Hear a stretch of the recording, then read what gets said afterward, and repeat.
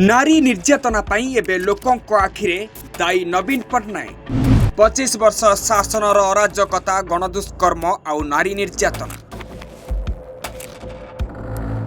लोकंक पार्टीरू छी छी छी नवीन मूलरू बीजेडी शिक्षा गुरु जो शिक्षा देवे शिष्य से शिक्षा पाइबा निश्चय। ओडिशा रे एबे नारी सुरक्षा नहीं उठी प्रश्न।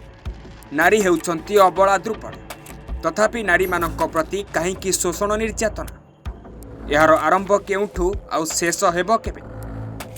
गणदुष्कर्म आउ नारी निर्यातना पाई दायी किए ताहा तो एबे लोकंक पार्टी शुणा मिलानी। कुआजाए नारी को सुरक्षा देवा सरकार बड़ दायित्व, किंतु ए दायित्व को अवहेला करिछि किए?